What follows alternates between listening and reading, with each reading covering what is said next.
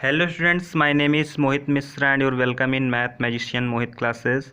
My dear students, आज के इस वीडियो में क्लास 11 की केमिस्ट्री की शुरुआत करेंगे, जिसमें हम एनसीईआरटी का सॉल्यूशन देखेंगे।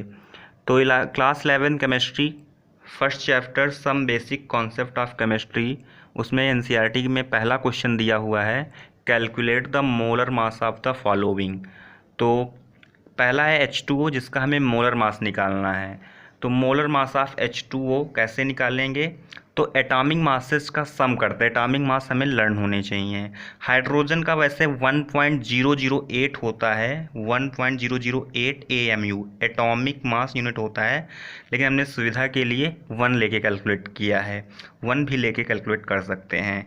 मॉलिक्यूलर मास चाहे बोलें चाहे मोलर मास बोलें, मॉलिक्यूलर मास हमें H2O का निकालना है। तो 2, क्योंकि हाइड्रोजन के 2 एटम हैं, इसलिए 2 into atomic mass of hydrogen. Hydrogen का एटॉमिक मास हमने 1 लिया है, तो ये हो गया 2 into 1 plus atomic mass of oxygen. Oxygen एक ही, इसलिए इसको किसी से नंबर से मल्टीप्लाई नहीं किया क्योंकि ये एक ही है।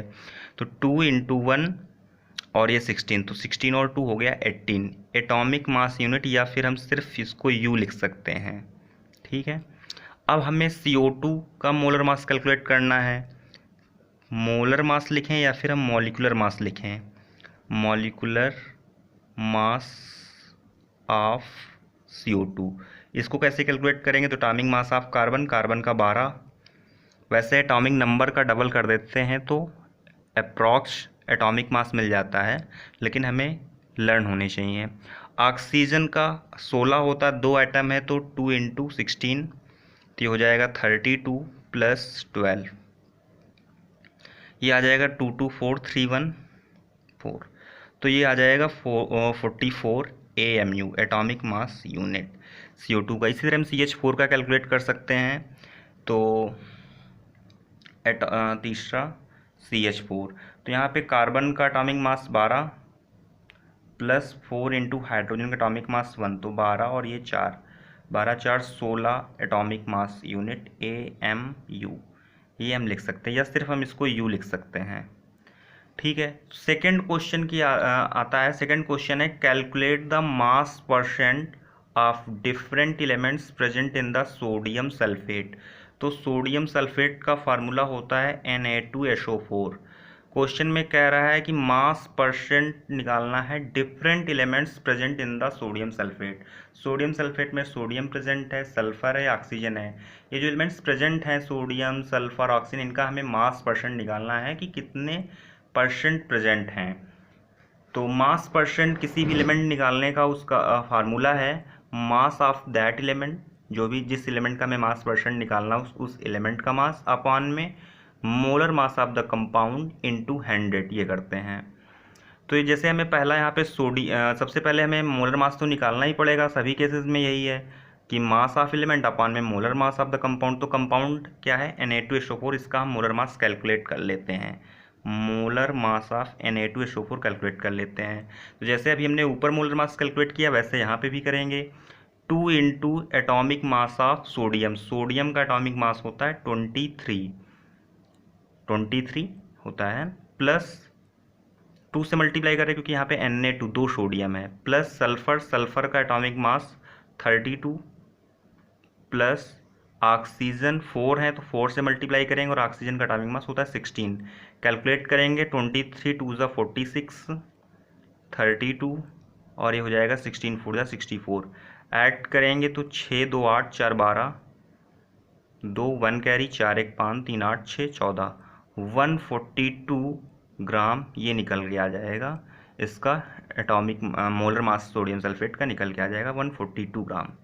अब हमें सोडियम का मास परसेंट निकालना है कि 142 ग्राम में सोडियम कितने परसेंट प्रेजेंट है। तो सोडियम का मास, फार्मूला क्या है? मास ऑफ द एलिमेंट। तो सोडियम का मास कितना है? सोडियम का मास 23 है, सोडियम का मास 23 है। लेकिन यहाँ पे सोडियम 2 है, फार्मूले में देखो Na2, सोडियम 2, इसको 2 से मल्टीप्लाई करेंगे 23 इंटू 2 अपान में मोलर मास कितना निकल के आया है? 142 इंटू 100, तो ये हो जाएगा तुम्हारा 23 2 ज़ा 46 अपॉन में 142 इंटू 100। इसको कैलकुलेट करोगे तो आ जाएगा आपका 32.39% ये सोडियम का परसेंटेज आ जाएगा कि 142 ग्राम सोडियम सल्फेट में सोडियम कितने परसेंट है, तो सोडियम 32.39% है। 142 ग्राम सोडियम सल्फेट में सोडियम का परसेंटेज कितना है, तो सोडियम का परसेंटेज है 32.39%। इसी तरह सल्फर का कैलकुलेट करना है। अब सल्फर एक ही एटम है तो सल्फर का एटॉमिक मास लिखेंगे। सल्फर का एटॉमिक मास 32, सल्फर का एटॉमिक मास 32 अपॉन में molar mass 142, molar mass of the compound 142 into 100। इस चीज़ को कैलकुलेट करेंगे तो आंसर आ जाएगा 22.54%। हमें एग्जैक्ट बिल्कुल नहीं कैलकुलेट करना होता है, बस अप्रॉक्स निकालेंगे, बिल्कुल एग्जैक्ट निकालने के चक्कर में नहीं पड़ेंगे।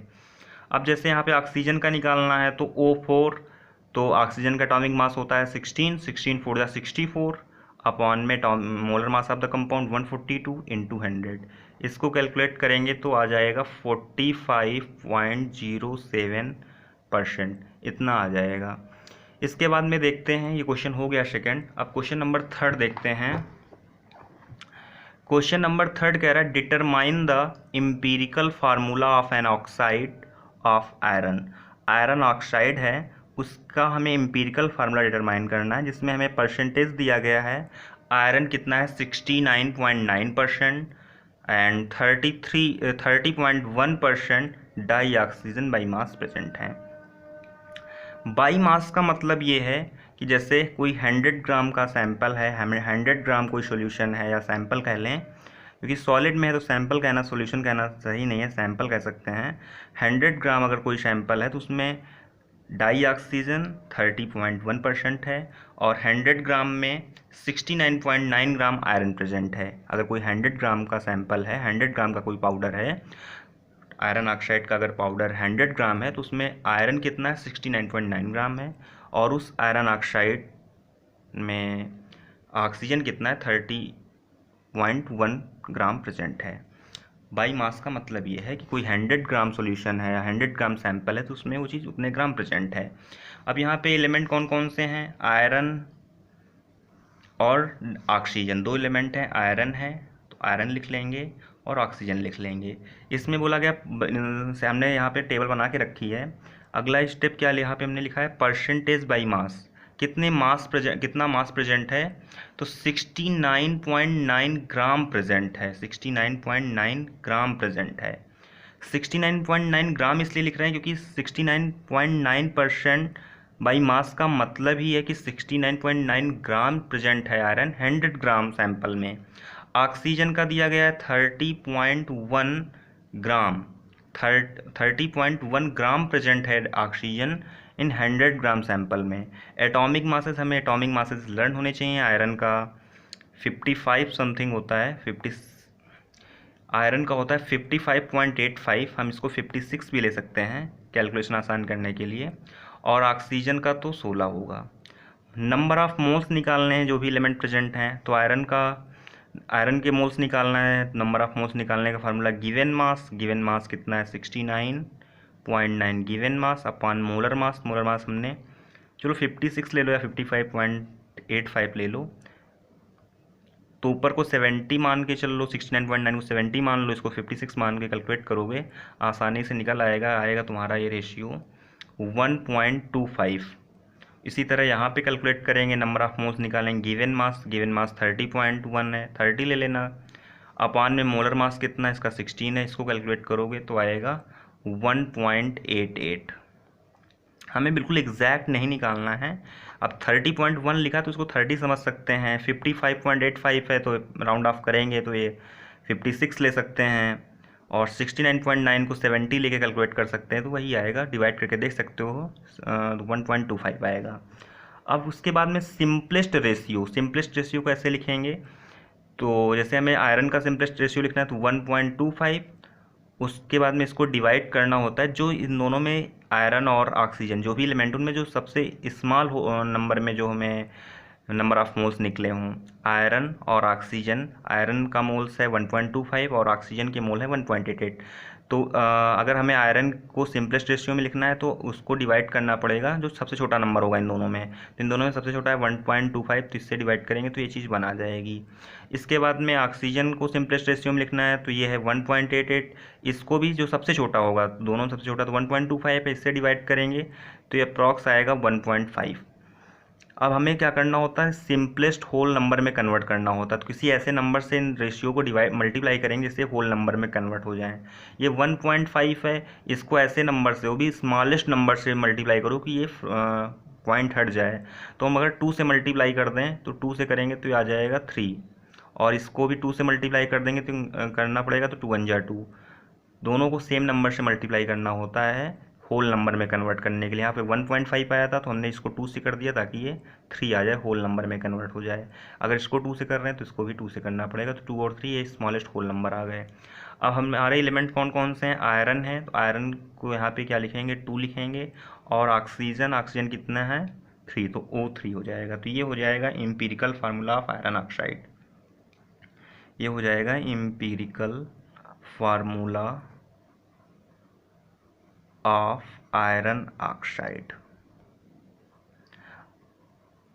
एम्पिरिकल फार्मूला क्या होता है, उसमें जो भी एलिमेंट प्रेजेंट होंगे वो स्मॉलेस्ट होल नंबर में होंगे, सिंपलेस्ट रेशियो में होंगे, सिंपलेस्ट रेशियो में होंगे। अगर यहाँ पे जैसे हम कोई एग्जांपल ले लें, जैसे बेंजीन का फार्मूला C6H6 होता है, ये मॉलिक्यूलर फार्मूला है। अगर कहा जाए इसका एम्पिरिकल फार्मूला लिखो तो यहाँ पे हम देख रहे हैं 6 भी डिविजिबल हैं। हमें सिंपलेस्ट फॉर्म में लिखना होता है। अगर एम्पिरिकल फार्मूला में सिंपलेस्ट रेशियो में लिखना होता है तो ये तो 6 से कट जाएंगे, 6 से कट जाएंगे तो CH ये आएगा एम्पिरिकल फार्मूला बेंजीन का, ये आएगा empirical formula of benzene. Cut रहा है ना, अगर कट रहा है जैसे C6H12O6 है तो इसका एम्पिरिकल फार्मूला क्या होगा, देखो अभी 6 से डिविजिबल है तो 6 1 जा 6, 6 2 जा 12 और 6 1 जा 6, तो ये आएगा empirical formula. Empirical formula simplest ratio होता है।